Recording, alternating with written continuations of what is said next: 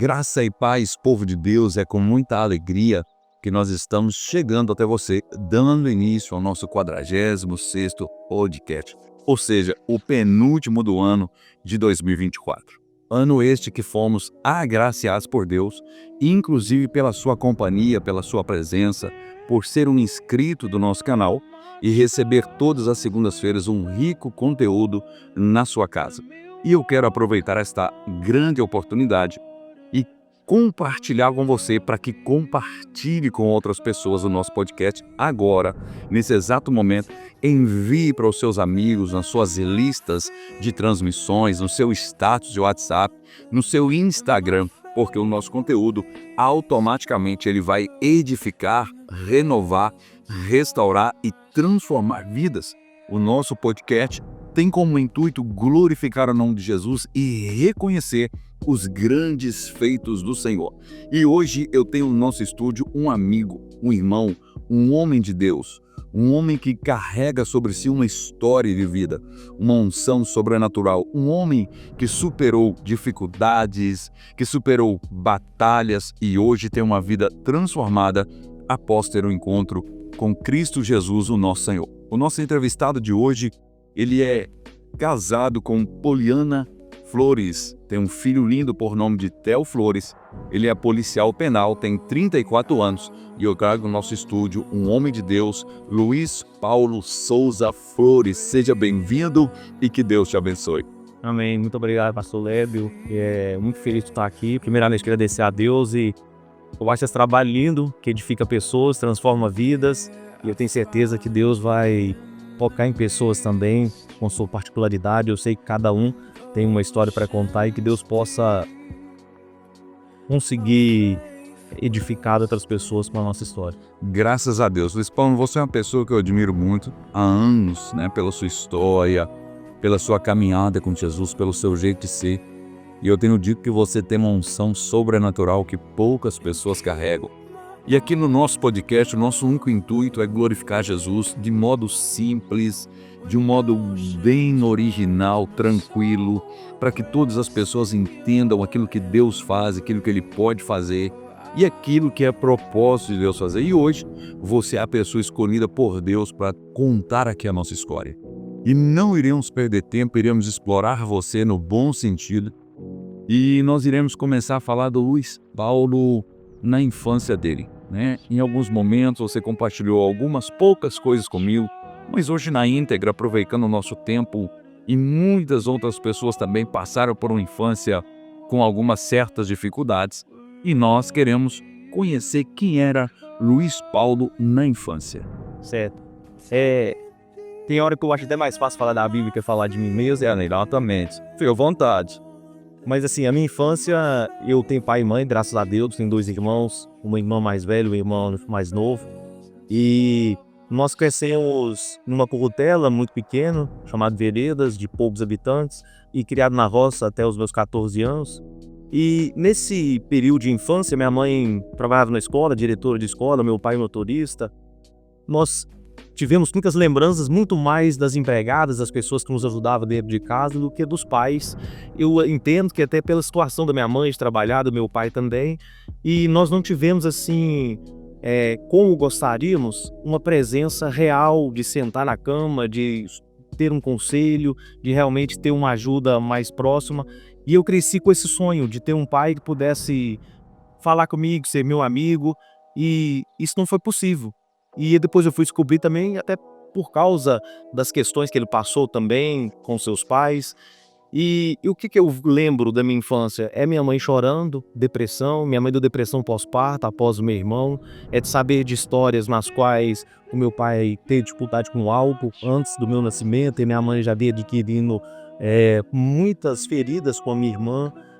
E aí ela veio descontando isso em nós de uma forma até sem saber. Então, quando nos corrigia, é de uma forma muito agressiva. Não por malícia, mas por uma escola de vida. Justamente. E quando eu lembro de ver minha mãe chorando, depressiva, aquele medo dela automaticamente passou para nós. E eu acho que isso passou da gestação, da minha irmã, para mim também, porque ou o medo estava na minha irmã ou estava em mim.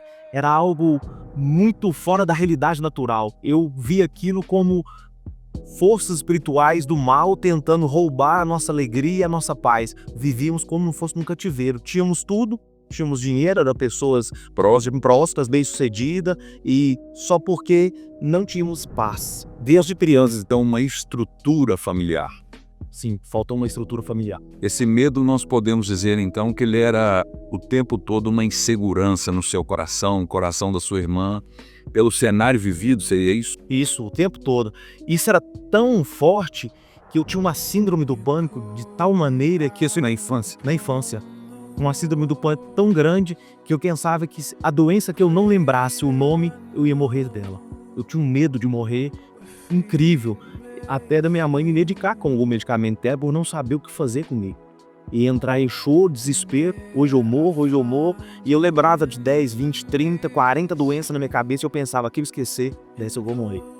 E aí aquele medo do abandono, meus pais saíam para fazer caminhada.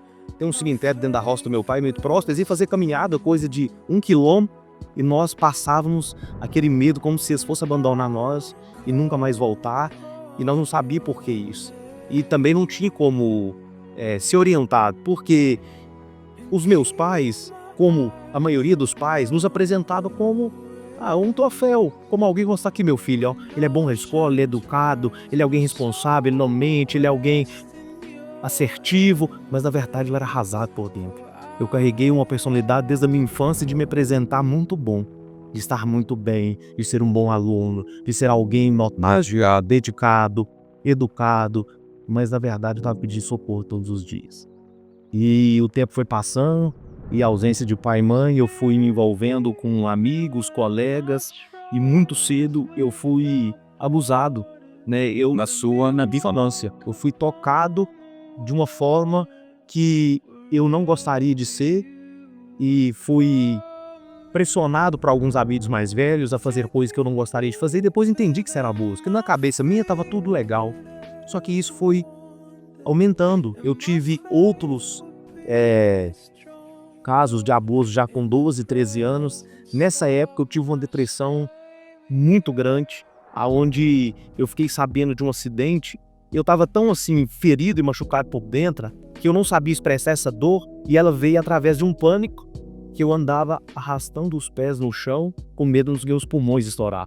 Havia tido um acidente de um amigo conhecido nosso, que ele caiu de uma ponte próximo do Uberaba, estourou os pulmões, eu pus isso na minha cabeça. Então eu não pulava em piscina, eu não deixava ninguém me cumprimentar, nem bater nas minhas costas, nem ter nenhum tipo de arranco, a pessoa me empurrar.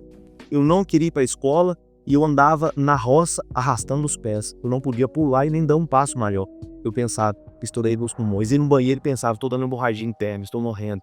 Então, assim, eu sempre convivi da minha infância e adolescência com medo da morte, com medo de ser abandonado, de perdido. E eu não sabia de onde isso veio, por que eu estava sentindo isso, por que eu era assim tão... tinha esse medo tão grande, essa insegurança tão grande. Inexplicável. Então, Luiz, nós sabemos que você não é o primeiro e também não será o último que passará por aqui falando a sua história, contando de infância, adolescência, juventude e assim por diante, que passou por um abuso sexual. Já entrevistamos aqui várias pessoas, né, uma história de superação e que também passaram por um abuso. E nós sabemos, isso aí comprovado biblicamente, cientificamente, que um dos papéis do pai, ou seja, da paternidade, é a proteção. E quando aquele que protege não está presente, o filho passa por abuso. E nós sabemos também, devido a estudarmos também, entrevistarmos pessoas, que um abuso, ele leva a pessoa a algumas áreas de compulsividade na sua vida. Não foi diferente com você, né? Após esse momento de abuso, de toque, que até então você achava que era normal, você entrou por um caminho de compulsão. E nós podemos aqui dizer que foi um caminho de compulsão pela droga. Sim. Quantos anos você tinha quando você entrou pelo caminho da drogadição? Então, dos 13 para os 14 anos, já formando o ensino fundamental, eu começo com álcool. Foi a primeira vez que eu fiquei bêbado. E era normal para você e sua família ou não? Na verdade, eu não tinha esse costume. Eu ainda carregava uma necessidade de ser bonzinho, de não expressar a minha compulsão, ou talvez nem conhecer ela. Quando eu tive contato, ou que eu, de alguma forma, estava longe dos meus pais, era tipo a nossa formatura da 8ª série, e então eu bebi pela primeira vez. E eu fiquei alcoolizado longe dos meus pais. Foi algo assim que não me deixou caído, mas eu gostei daquela sensação. Parece que ele me fez fugir da realidade. E eu fiquei com aquilo gravado no meu subconsciente. Terminou o ensino fundamental, eu passo em Bambuí, na Escola Federal, o Cefet. Os meus pais, sabendo que eu era um bom aluno, que eu queria estudar, eles acharam que o melhor fosse me mandar para lá mesmo. E então eu fui morar no internato. E fazer qual curso? Lá era um curso agrotécnico, que era o ensino médio consorciado com um técnico de agropecuária. Certo. E aí a gente formaria o ensino médio juntamente com o curso técnico. E aí lá ficava interno, estudando de período integral. Quando os meus pais voltam para casa e eu começo esse ano sozinho morando lá, eu comecei a mostrar realmente que eu era todas as minhas feridas ou todas as minhas carências, e eu comecei a me apoiar em amigos, em pessoas que talvez eu via como uma segurança, como um pai ou como alguém que pudesse me dar um conselho, até que fosse errado, mas eu senti amado. Aquela insegurança e medo da infância ainda estava dentro de você. Sim, eu carregava aqui dentro de mim. E como eu fiz? Eu comecei a ter amizades, comecei a ir pro álcool, já em 2005, tinha 14 anos, comecei a fumar cigarro. Ele também começou, a nicotina começou a me dar um pouco de tonteira, eu comecei a gostar daquilo, eu vi que tudo que mudava o meu estado normal Te fazia bem. me fazia bem. Eu falava, nossa, eu saí Também enganosa. bem enganosamente, me fazia fingir que eu não tinha problema ou que eu esqueci das minhas responsabilidades, porque eu sempre cobrei muito. Na minha infância, além de tudo, meu pai sempre foi um cara muito rígido, muito perfeccionista, que tinha que dar conta que homem não erra, que homem ele sempre vai acertar e que tinha dificuldade de assumir o erro dele. Então, eu nunca queria demonstrar minha fraqueza. E lá eu encontrei pessoas que eu não conhecia e eu comecei a me mostrar quem realmente era. Porque das que me conhecia, eu fingia ser uma pessoa que estava muito bem, para não causar um mal-estar com a minha família. Né? Vivia de aparência. Talvez isso seja uma das maiores libertações que Jesus me deu após, foi tirar essa aparência de querer mostrar o que eu não era. E já com 14 anos eu fumo o primeiro cigarro de maconha. Eu fui negando, e isso você já morava lá, calor e Bambuí, final de 2005. Eles me oferecendo, eu falei, não, um dia nós tomamos mochila com coca na praça de Bambuí, já alcoolizado, por isso que eu falo que o álcool é a pior droga que existe. Às vezes eu vou em clínica de recuperação, as pessoas falam, não, mas o meu problema não é crack, não é maconha, é álcool. É a pior droga que existe, é a porta de tudo, chama álcool. Quantas pessoas estão aprisionadas no álcool e estão flexibilizando isso, dizendo que isso não é vício ou que eu bebo socialmente, que está tudo muito bem. Então, através do álcool, eu comecei a tomar eu já fumei o primeiro cigarro de maconha. Olha o tanto que o álcool é esquisito. Nós já bebemos o álcool, nós já passamos perto na praça, tinha um caminhão cheio de batata, nós já roubamos um saco de batata já. Aí já veio entrando um pecado puxando o outro. Eu já peguei, nós já levamos esse saco de batata para a República, já fumamos maconha nesse dia. No outro dia, era como se eu já fumasse há muito tempo. Eu já saí sozinho. Você já queria mais. Eu já queria mais. Os outros ficaram lá e eu falava, por que eu sou assim? Por que eu tenho essa compulsão? E aí você falando a respeito do abuso e de muitas coisas atrás. Eu tinha uma compulsão nos quais os meus amigos iam embora, eu não ia. Eu queria mais. E no outro dia, alguém foi criado na roça, nem cigarro conhecia, tava procurando maconha sozinho. Você nunca foi 880, você era o 80. O 80. E aqui, Luiz, só cortando um pouquinho a sua fala, mas dando ênfase nela, hoje eu gosto muito de uma doutora, ela é juíza federal e também pastora, para mim, uma das maiores vozes da libertação do Brasil e também no mundo, que é a pastora e doutora Tânia Tereza. E ela fala muito sobre libertação e ela explica que a porta de entrada de todos os vícios é a bebida. Então, às vezes a pessoa, não estamos aqui, hora nenhuma denegrir ninguém, mas a pessoa está ali bebendo em família ou, entre aspas, eu só bebo socialmente, ela não sabe, no mundo espiritual, o que ela está abrindo de porta para entrar, o que é pior. Você começou com um copo. Sim. Depois é o cigarro. O cigarro. Depois é maconha e depois é o quê? E com 15 anos, já em no final de 2005 mesmo, com 15 anos, eu acho que não tinha virado o ano para 2006, eu conheço o crack, muito cedo. Eu tinha 15 anos e estava nessa república e tinha um cara fumando crack na lata. E esses acontecidos vieram à luz para os seus pais ou você conseguiu manter isso oculto? Eu consegui manter oculto porque eu estava longe dos meus pais, eles não sabiam, a escola não falava a respeito. Ela também não tinha um conhecimento para eles, então estava tudo certo. Certo, eu ligava de quem esse quesito, tá tudo bem, tudo legal. E aí eles não sabiam da real dimensão que eu estava passando. Conforme a Bíblia diz que um abismo chama outro, Então veio a bebida, o cigarro, a maconha e o crack. Pior do que todos. Já que todos. E que foi convidado pela porta de entrada. Bebeu o álcool. E que me deu coragem pra tudo. Que seja droga, prostituição, o álcool me deu entrada pra tudo, pra mentira, pra sair sem pagar dos lugares, pra corromper o meu caráter. Porque às vezes eu achava que, não, isso aqui eu só tô me divertindo. Eu enterrei todos os meus bons princípios. O pior que eu mais me entristeço, quando eu lembro, mas na verdade eu já sou curado, mas que me faz pensar é o quanto uma pessoa nas drogas, quando eu vejo alguém perdurando no álcool, perdurando no vício, eu vejo o quanto ele está enterrando todo o tesouro que Deus um dia colocou naquela vida, o sopro de vida que ela tem, ela está enterrando tudo. Então eu passei a usar o fraco aos 15 anos de idade. O cara me ofereceu não, ele não quis me dar. Isso também foi uma tentação para mim, ele falou, você não pode usar isso aqui. Quando ele falou isso, eu tive um grande desejo de usar. Nesse mesmo dia eu usei. E nesse mesmo dia eu estava pedindo dinheiro emprestado para os amigos meus que moravam na República. Porque nessa época, eu esqueci de falar, eu tinha sido retirado e expulso da escola. Vamos supor, do internato. Não é expulso, né? Por faltas. Podia ter 3 faltas, eu tive 20 e tantas. Aí eles me convidaram a sair, eu fui morar na República. Isso, você pode continuar na escola normal, mas o internato é para quem segue regras, para quem tá na chamada aqui. Todos os dias tinham chamado 10, 11 horas na cama, então tinha monitor, era algo bem assim, criterioso. Só porque eu não tava, aí eu fui convidada a morar fora e nessa época eu tava na República. Até mesmo porque a pessoa que tá na droga, ela vai perdendo o domínio, né, o Paulo? Ela vai perdendo de responsabilidade, ela vai perdendo critérios, princípios, e ela vai sendo levada à bancarrota, à vergonha, e perde muitas coisas. Demais. E aí, quando eu conheço o crack, no mesmo dia eu já estava sabotando, mentindo. Dentro de um mês, 2, eu estava vendendo meu cartão de alimentação que eu comia para comprar drogas. Meu pai mandava o dinheiro, eu não abasteci mais o cartão de alimentação, usava drogas com ele. Infelizmente, eu comecei a roubar de supermercados, não por causa da droga, mas já para fazer graça para amigos que estavam nessa mesma vida. Pegavam uma taça, trouxe para você.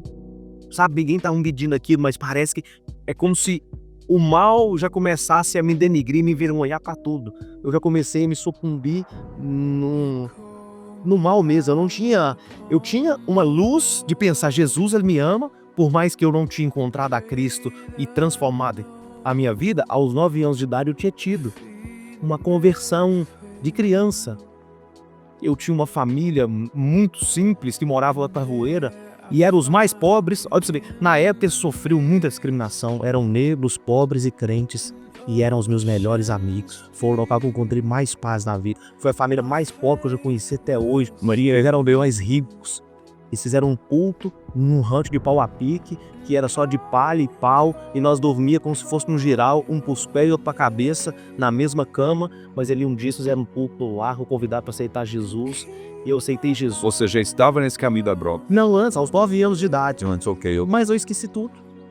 E aí, parece que lá nas drogas, eu fiz só o retroagir lá nas drogas, parece que eu lembrava que Jesus ele tinha me tocado. Mas, na verdade, eu só ia sujando mais, me lameando mais.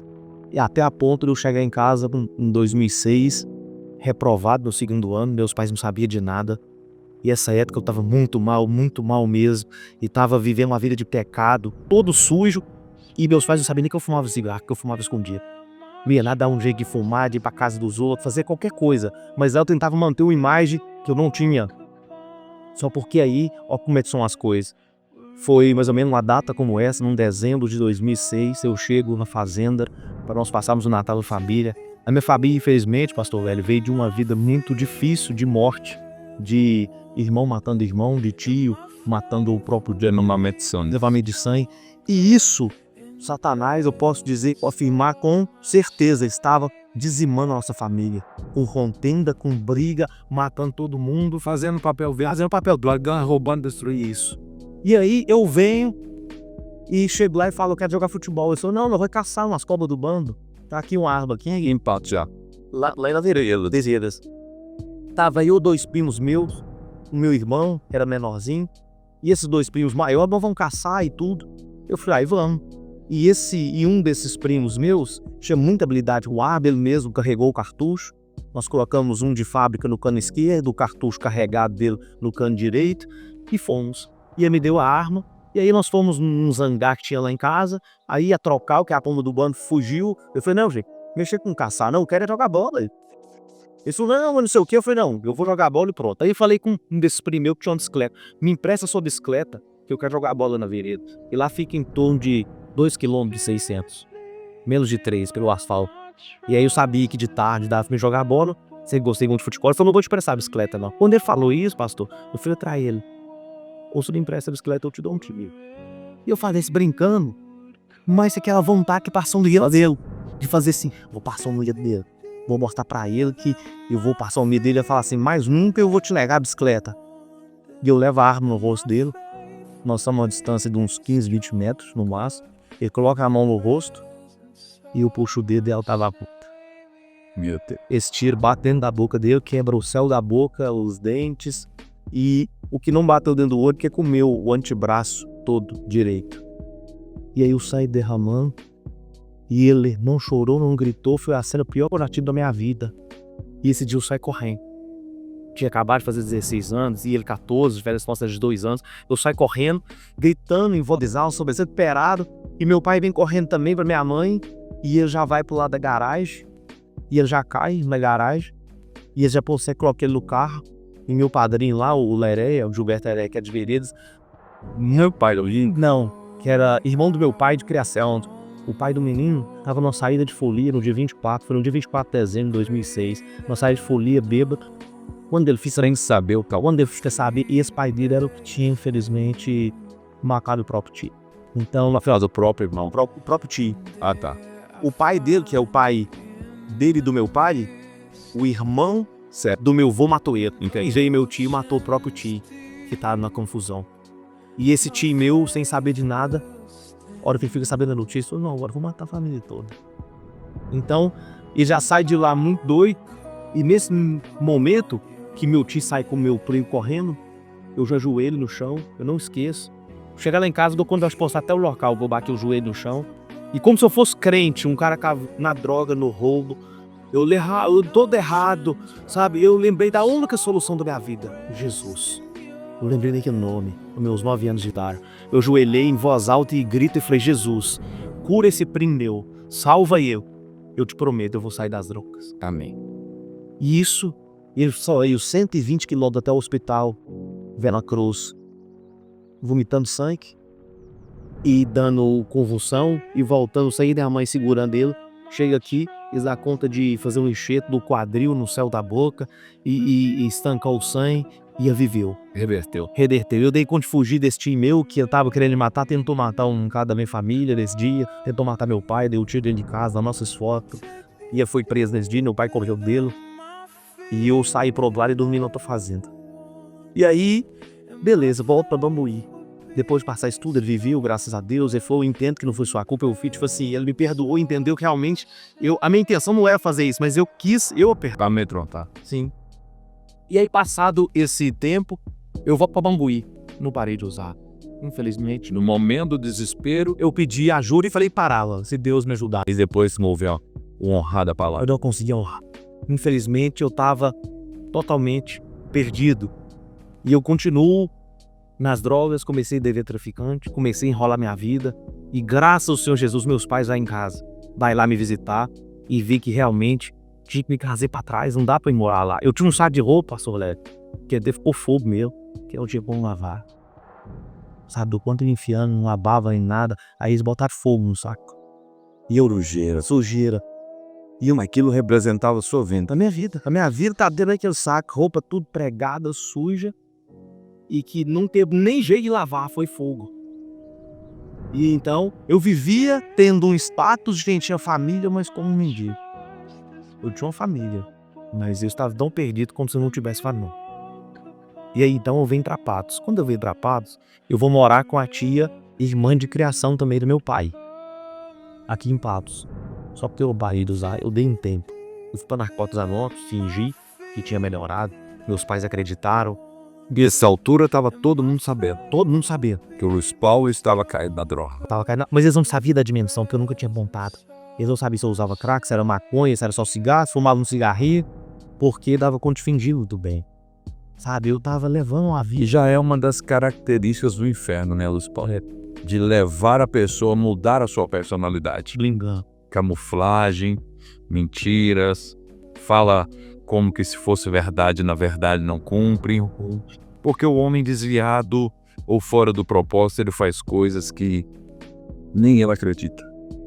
E foi isso que aconteceu comigo. Então eu vim pra Patos e eu vou morar dessa tia minha e volto ao uso muito rápido na escola agrícola daqui, que eu vim Pior da Banguiria, que é maior. pior. Aí eu chego aqui pior, que aqui eu encontro mais oportunidade. Aí eu começo a penhorar minhas roupas nas bocas e a dar meus trem, a roubar de amigos, a roubar da minha própria tia. Essa como eu peguei os brincos dela de ouro e vendi por R$10 a troca do crack. Uma pedra. Uma pedra. É triste, sabe? Porque o que meu pai mais me ensinou foi ser honesto, foi ser Rodando é muito ácido, meu. muito correto. E isso me corroía.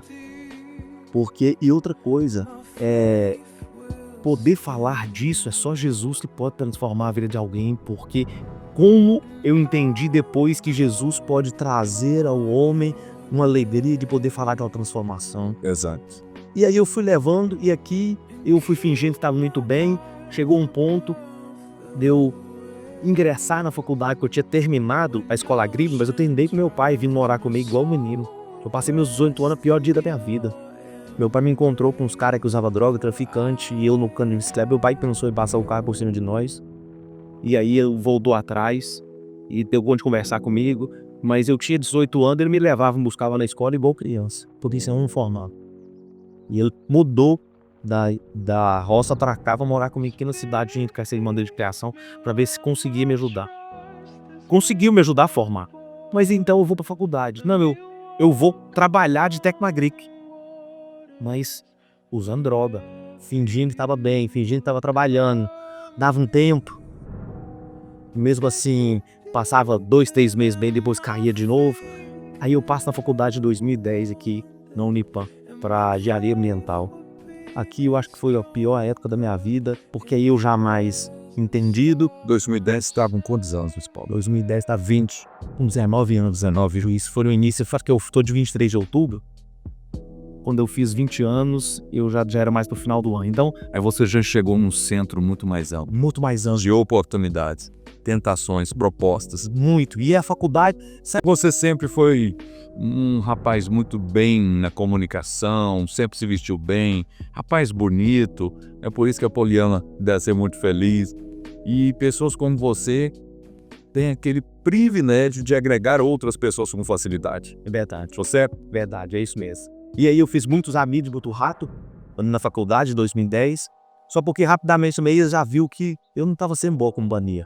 Porque eu estava no uso de crack, e isso vai distanciando todo mundo da gente. E eu comecei a ir um pouco tão grande, eu comecei a pedir dinheiro para qualquer um, emprestado para qualquer um. As pessoas começaram a desconfiar do meu comportamento, e chegou um ponto que foi o ápice da minha loucura na droga. Foi quando meu pai falou, não aguento mais, o jeito que você tá vivendo aí. Eu tava com a minha tia Cleusa morando, que é a irmã dele, aqui em Patos, ela também morava aqui. Já tinha piorado meu relógio, levado tênis com o traficante, o cara tinha pegado. A esse ponto também, Luiz, a família esgota. Esgota. Porque tenta de um jeito, de outro, de várias maneiras, a família não tem mais força. Força. E sem saber também, porque meu pai fez promessa pra me matar o traficante. Pensava em me matar também, pensava em suicidar também. Infelizmente, o que passou na cabeça dele foi isso. Ele ficou tão desesperado. Mas é o agir do inimigo. Você imagina isso, ele já queria, olha pra você ver. Aí o inimigo tentando ceifar novamente a nossa família. E eu vou lá pra roça. Ele fala, não, você vai vir morar comigo, que você vai da faculdade do São Gonçalo pra cá, pra Patos. Que aí você vai todo dia, eu te espero de todo dia. No primeiro dia que eu venho, eu não volto. De ônibus. Chego aqui, eu penhoro minhas coisas tudo. Na aldeia ali, que havia um ponto de tráfico. Tênis, roupa, relógio, chute, coisa boa. E falei com o cara, na época era R$80. Falei, Pedro, se até 10 horas, 10 mil não voltar, essas roupas que tem tudo é ser. E ele foi apertando, e foi dando 9h30. Eu pensei, vou ficar sem estresse tudo, como que eu volto no ônibus, como que eu encontro meu pai sem um relógio, sem tênis, sem minha roupa. E ele me deu, o cara me deu uma bermuda dele, uma camisa capada. Velha. Velho, eu fui vestir a roupa do mendigo.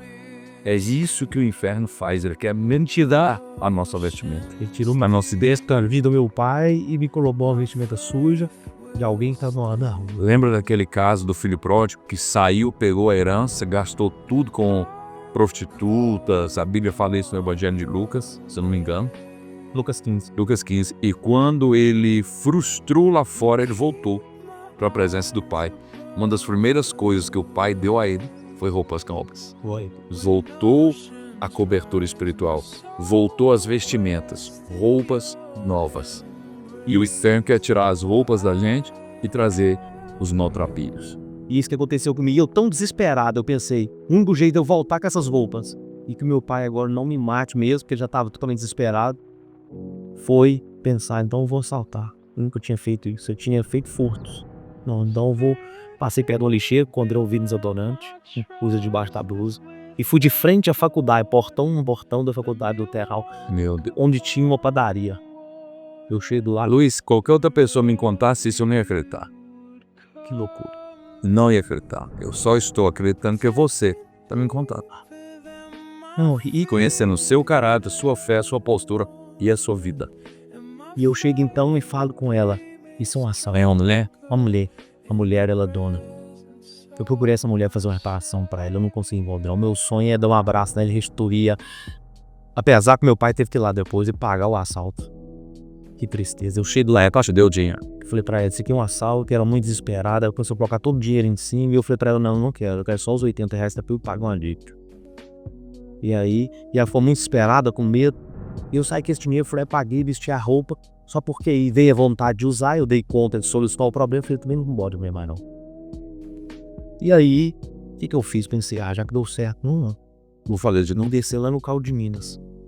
E o Caldo de Minas, hoje, é de um amigo meu, também irmão em Cristo. Que maravilha. E eu não sabia nessa época, ele era dono na época e eu saltei lá. Fui lá, pastor, que vergonha. Eu cheguei pra mulher do caixa, falei que queria saltar, ela não acreditou, ela falou pra mim, não vai ali no fundo ali, que tem um pessoal ali. Eu chego lá, uns chapeiros lá tudo e falo com eles, eles olham pra mim assim, ó. Pessoa, esse cara tá ficando doido, eu tava tão alucinado, com tanta vontade de usar. Que aí eu falei que eles, não, falar a verdade, mas eu não tenho capacidade de assaltar as pessoas, não. Infelizmente, eu sou estudante do Unipam, eu sou usuário, eu tô com grande vontade de usar, tô sem saber o que fazer, tô desesperado, por isso que eu vim aqui. Falou, não sei por isso, tá aqui o dinheiro, você vai embora. Me deram R$ 20 lá e eu fui embora. Só porque aí, eu voltei depois dessa padaria outros dias. O mesmo cara, eu tava tão doido, pastor, tão doido, que eu não tava importando se eu ia ser preso, se eu não ia ser. A vontade era tão grande e quando eu usava eu ficava tão inconsequente que eu cheguei e falei, não, você vai me dar o dinheiro, eu vou deixar minha identidade aqui aprimorada, aqui, olha o ladrão que deixou o documento. É porque nunca foi se ver de baixo. Não só foi beneficiar. Eu deixei o documento lá e graças a Deus eu deixei o documento. Eles vai e liga pra Unipam, sabe do meu endereço, liga pra minha tia e conta, infelizmente, seu sobrinho tá roubando desse jeito. Meu pai vem, paga o que eu tinha roubado, dá o dinheiro deles. E aí, então, eu peço ajuda, né, que realmente eu já tinha na boca penhorar a tênis e ficar insistindo com o traficante, eu pegou o faca e me matar. Chegou um ponto, pastor, que os traficantes estavam falando pra mim, era Deus usando eles, falando assim, essa vida não é pra você. Sai dessa vida. O que você só via, o que eu não via, eles estavam vendo. Eles estavam me dando conselho pra me sair dessa vida. E aí, eu então peço ajuda. Meus pais começaram a pesquisar sobre clínica de recuperação, clínica, e querendo saber. E aí Deus, um milagre, como uma clínica, através da irmã da minha mãe, a tia Diane, lá em Brasília. Que bom, que clínica top. Eu cheguei lá, era só voluntário, não entrava ninguém que não fosse voluntário. E eu escutei uma das frases mais difíceis de ouvir há 14 anos atrás, sentado numa mesa, meus pais juntos. E o pastor falecido hoje, que era o pastor Marcelo lá da época, e ele faleceu muito novo, ele pediu em Patos, lá em Brasília. Ele pediu muito, ele estava tão cansado, depois de muito tempo, tô adiantando a história, mas ele faleceu porque falou, Jesus, eu preciso me levar, eu não queria mais sofrer, não, eu tô bem, retirei das drogas, ajudei muitas pessoas, e no correr, Deus levou ele a saber, com alegria. Mas ele me ajudou tanto, e foi tão fino comigo, e foi uma fase pra mim que eu não esqueço, tem 14 anos, que eu internei dia 13 de setembro de 2010, ele falou pra mim, você quer ser uma coisa que você nunca foi? Porque até hoje você deu só desgosto desse pai e sua mãe aqui, ó. Você quer passar a ser homem e dar alegria pra eles? ser alguém de verdade. Eu falei, quero. Na vontade ela vai pro ar, eu queria, né, mudar, mas eu não queria ouvir essa verdade, não tinha outra opção. Isso, o que aconteceu? Não foi só que eu queria parar de usar, não. Metade queria parar e metade queria morrer do problema. Eu já tinha arrumado problema demais. Então eu queria também fugir da realidade. O centro tinha fechado pra mim. E então me intero, lá eu começo a conhecer mais do evangelho. Minha mãe, ela me deu a mesma Bíblia que ela tinha lhe dado para levar para Bambuí, que eu passei 2 anos com ela, nunca abri ela, nem babei se ela tinha escrito o nome dela para mim, nada, nunca li nenhum versículo. Nem Bíblia eu sabia, perguntar para mim versículo, nada. Eu peguei essa Bíblia que ela tinha lhe dado, levei para frente, que eu cheguei ali, eles começou a pegar o evangelho, falar para mim de Jesus, e eu comecei, pastor, lembrar de tudo aquilo. Eu falei, Jesus um dia me encontrou naquela casa aos 9 anos de idade. Hoje eu entendi quem é Jesus. E eu comecei a vislumbrar essa alegria, essa paz. Lendo a palavra. Lendo a palavra. E eu comecei a entrar dentro do quarto. E aí um dia eu falei, eu não sei ler a Bíblia não, Deus, não, deixa eu abrir essa Bíblia aqui. E eu abri. Primeira vez que eu abro a Bíblia. Tá lá, Mateus 6,6. E tu quando entrares para orar, entra no seu quarto, fecha a porta, ora o seu pai que está em secreto. E ele que te vê em secreto te recompensará.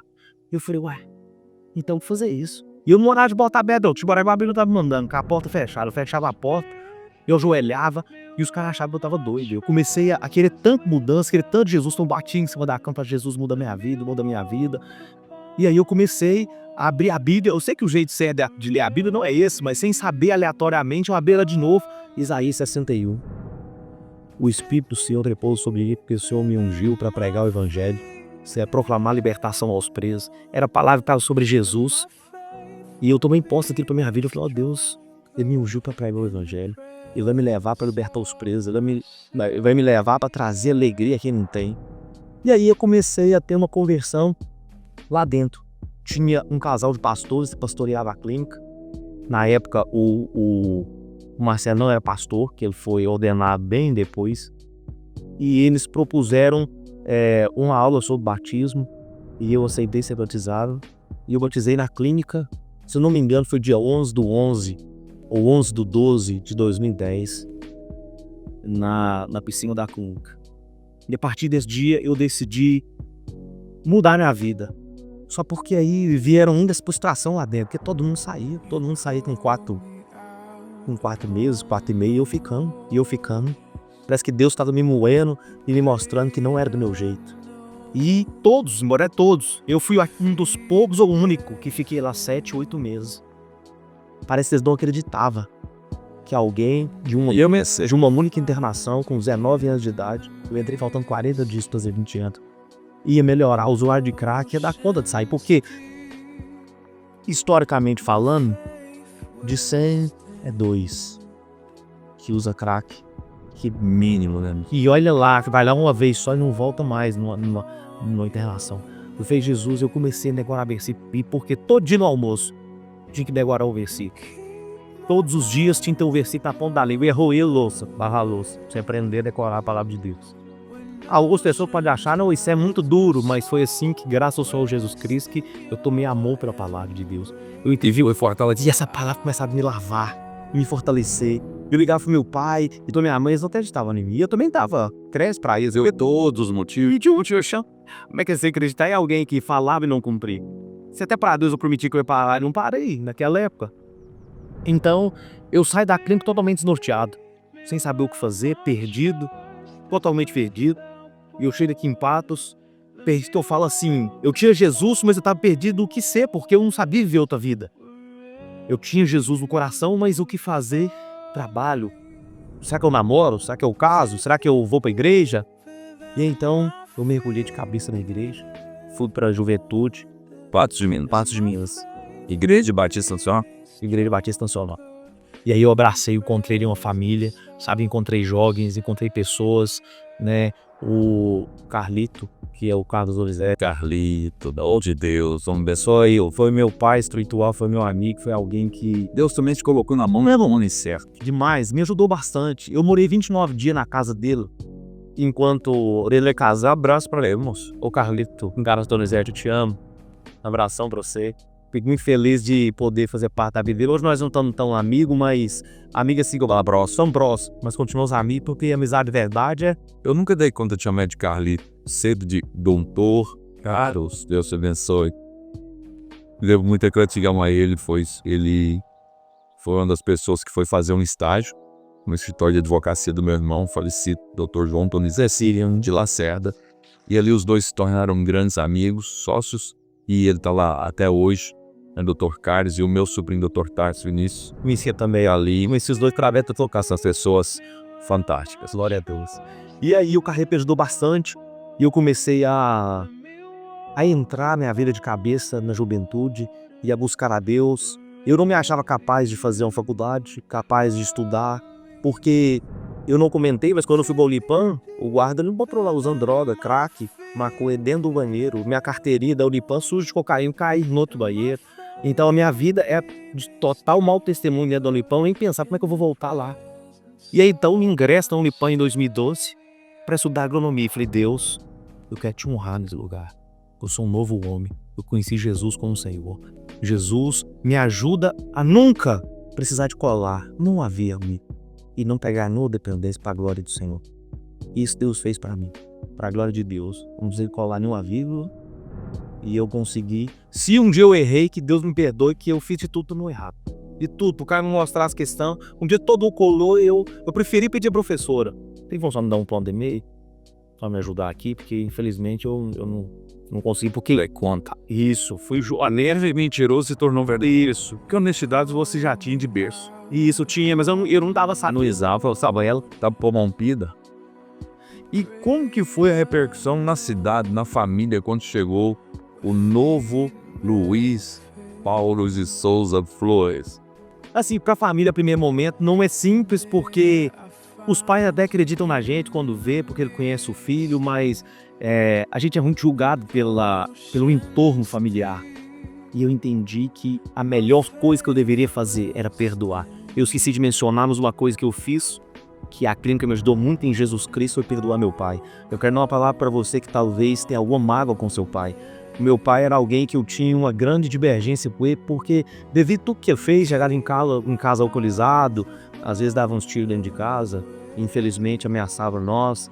E ele vivia uma infância muito pior do que a minha, e eu entendi que quando eu me coloquei no lugar dele, eu entendi que ele não tinha o que dar. E se em Jesus eu fui perdoado, eu resolvi, pastor Neto, perdoar o meu pai, ser amigo do meu pai. E hoje, de boca cheia, eu posso falar, o Adalto Paulo Flores é o meu melhor amigo, é o cara de mais amiga, crente em Jesus, homem de Deus, o homem que foi transformado pelo poder do Espírito Santo, o homem que eu tenho prazer de nós trocar uma ideia. Nós podemos ter as divergências assim, olha, subir a montanha, vai subir a montanha, vai ser legendário em nome de Jesus.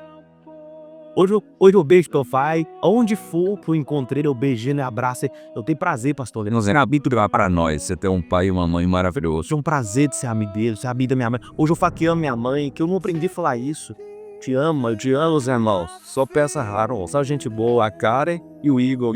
Só moda ele, um abraço pra você. Então assim, e Deus, às vezes, e a minha família, eu entendi que eu tinha que perdoar todo mundo, até aqueles que da minha família que falaram mal porque eu vi motivo. E eu entendi que... Será que você deu motivo mesmo? Muito, muito. E eu entendi que nada melhor que o perdão, sabe? Porque as pessoas, elas têm o direito de pensar o que elas quiserem, de fazer um julgamento da nossa vida, sabe? De talvez pensar mal. E eu entendi que eu queria ser diferente. Ô Luiz Paulo, esse podcast seu, a pessoa tem que assistir 10 vezes, 20 vezes. Você tem que assistir outras vezes, em nome de Jesus. Assistir pra você ver de onde Jesus tirou você. Glória a Deus. Por isso que eu te admiro demais, sou seu fãzão, da sua vida, da sua transformação. Você converteu de verdade. E como é que foi esse Luiz Paulo? Nós estamos quase terminando aqui, sim, mas esse Luiz Paulo convertido dentro da igreja, filme. Esse Luiz Paulo convertido, Deus transformou minha vida tanto, pastor, tanto, que o que eu mais sonhava era casar. Eu queria ter um casamento, ter uma família, construir uma família, ser alguém diferente, ser um pai. Eu sonhava ser um pai, sabe? Eu poder ser um pai de Jesus, poder falar com meu filho, que ele tivesse orgulho de mim. Só porque aí eu pensei, será que eu namoro agora, Deus? E Deus me deu uma prova de ficar 7 anos esperando com uma esposa, alguém que tinha sido totalmente pervertido. Eu então tive que esperar 7 anos orando. E isso não foi simples. Mas Deus me deu uma graça tão grande, porque se guardar em santidade, e eu só conheço a minha esposa, Dos últimos 14 anos eu tô convertido. Ele andou perdido para todo lado. Eu andei perdido a todo lado, mas dos meus 19 anos, faltando 40 dias, que eu entrei na clínica, de lá pra cá eu só conheço a minha esposa. Graças a Deus. Ô mulher, E enquanto Jesus não voltar, que essa essência não conhece a sua pessoa. amém. E eu orei tanto pra tua família. Eu queria demais que minha família fosse salva, mas eu acho que eu orei mais pra casar. Eu queria demais a esposa, alguém que andasse comigo, que fosse minha amiga. Bonita, e ela é linda De Deus, pelo Espírito Santo, abençoada. Boy, um beijo pra você, minha filha. Deus te abençoe pra você, pro Theo. Admiro muito vocês, viu? Sua família, seu esposo aqui é um amigão que eu tenho. E que Deus abençoe sempre você. Não é eu, é a escolhida, Rebeca. Desceu. E como eu chorei pra Deus pra isso, e Deus transformou minha vida, porque Ele me deu uma esposa, Ele converteu meu pai, minha mãe, renovou o laço da minha irmã, falado em Jesus no meu irmão, hoje todos vós servindo ao Senhor Jesus, glória, crer no Senhor Jesus Cristo será salvo tu e a tua casa. E o versículo que eu trago no meu coração, pastor, que está em 2 Coríntios 5,17, que aquele que está em Cristo, nova criatura é. As coisas velhas se passaram e eis que tudo se fez novo.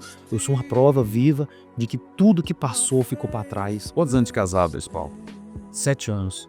E veio um fruto, né? Veio um fruto lindo, abençoado. Inclusive, tem o aniversário dele hoje na escola, é dia 14, é sábado, mas hoje nós vamos comemorar para cantar parabéns com ele, com as crianças lá agora, 4 horas. Eu tô tão feliz de ter ele como meu amigo e ser um fruto desse casamento e de tudo que Deus me deu. Não, e às vezes que você veio aqui na igreja por um motivo ou outro aqui, um culto de celebração, ele sempre conectado em você, né? Sempre do ladinho ali, sério. Parece que já tá tomando whey protein, creatina, tá só. 7 anos casado, um filho estabilizado. Hoje você tem uma profissão muito respeitada, que você é policial penal. E isso foi um testemunho muito grande também, pastor, porque como que eu ia ser policial, pastor? Deus, eu assaltei, roubei, nunca pisei na delegacia, nunca tive um processo, senão não estaria lá não. E eu fiz todas as fases, eu fui o único do concurso de 3.500 vagas, falei a verdade, falei, eu já usei droga. Eu tive que passar por outro procedimento, fazer outro tipo de toxicológico, para provar que eu não estava limpo, porque eu não queria mentir mais. E quando eu fui com a psicóloga, eu tive que falar a verdade para ela. E ela me entrevistando para me dar posse ou não. Eu falei, Deus, eu não posso sentir, eu sou homem de Deus, não tem, eu preciso falar a verdade. E todo mundo, não, eu sou, todo mundo precisa ser verdadeiro, porque senão... Eu falei, mas se Deus tem um propósito de me colocar dentro dessa penitenciária, que seja a verdade. E eu ainda fico triste porque eu deveria ter falado mais, então eu não dei conta de falar aberta, rasgada aqui, como eu falei pra ela, eu deveria encher que tempo hábil. Mas eu falei com ela, já fui usuário de drogas, já tomei remédio controlado, já fui no psiquiatra. Aí por ele falar, não, você não tá apto não, rapaz. Ela me deu apto, eu fui firme, eu carregava uma luz, eu carrego pra honra e glória do Senhor Jesus Cristo, a luz de Jesus que ela dá a todos os filhos. Porque a todos que receberam Jesus como Senhor, foi-lhes dado o direito de se tornarem filhos de Deus. João 1,12. E hoje você convive com homens que já pode ter tido o mesmo histórico que o seu. Sim. Eu acredito que você deve ser uma pessoa também muito querida lá no meio dos seus amigos e da sua vida profissional, devido a você ser esse rapaz carismático, amoroso, servo, gosta de honrar. E todos os momentos que eu estive com você mais fala de Jesus. Correto. Então aquele homem que outrora falava de droga, de roubo, disso, hoje você é um referencial, Luiz. Então eu creio que muitos homens ainda serão transformados através da sua vida, da sua pregação, da sua profissão, em nome do Espírito Santo está aí dentro. Amém. Né? E você tem sido esse instrumento de Deus para levar Jesus a pessoas que não têm esperança, porque eu ministro muito aqui na igreja sobre a vida de fé, não é uma vida de cenários. Porque se as pessoas fossem observar o seu cenário, ninguém iria acreditar que um dia você estaria aqui no podcast, dando um testemunho. Nós estamos aqui encerrando o ano 2024, fechando com chave de ouro. Esse é o penúltimo podcast do ano, um testemunho magnífico desse. Então isso aqui, eu até gostaria, Luiz, gasta aqui 2, 3, 4 minutos direto nessa câmera nossa, falando para os pais que hoje tem os filhos nas drogas, mães que já perdeu esperança, que já abriu mão, que não consegue mais abrir a porta para o filho chegar, porque o filho já roubou, já fez tudo que você fez. Aproveita esse momento. Amém. Esse podcast tem chegado a tantos lugares, inclusive em nações. Você vai receber mensagem do Gabriel, lá na Tailândia, nosso missionário, que você conhece muito bem, o Gabi. que assiste todos os nossos podcasts, né? Então, libera uma palavra para as famílias que hoje enfrentam o que você, o seu pai e sua mãe já enfrentou um dia. Através de você. A todos que estão nos ouvindo, Parece que para esse país, meu filho, prega. a todos que estão nos ouvindo aí, muito obrigado pela audiência, né? E se eu puder trazer uma palavra do seu coração, eu quero te encorajar a crer no que Jesus nos promete, que é uma vida em abundância. Eu sei que é difícil, eu sei que talvez você orou muito mais do que eu sei que talvez você leva uma vida muito mais dedicada e tem um filho numa situação, não desista dele, sabe? Acredite que Deus pode transformar a vida dele. Eu lembro de um dia, isso me veio à memória agora, o pastor Blair estava lá em Belo Horizonte, com um monte orando, e ele me liga, eu estava tão desnorteado nesse dia, e ele me falou que Deus tinha tocado no coração dele para fazer uma oração por mim, pela minha família, por mim, o que eu queria pedir. E era o novo nascimento do meu pai, do meu irmão, e hoje eu estou vivendo isso, sabe, esse milagre. Eu sei que talvez aos nossos olhos é impossível, eu posso dizer que nos primeiros 6 anos que eu fiquei longe das drogas, eu não tive o melhor apoio, porque meu pai não entendia. Meu pai achava que era melhor viver aquela vida que eu levava e que estar na igreja, porque ele achava chato, ou talvez que eu estava perdendo a minha juventude.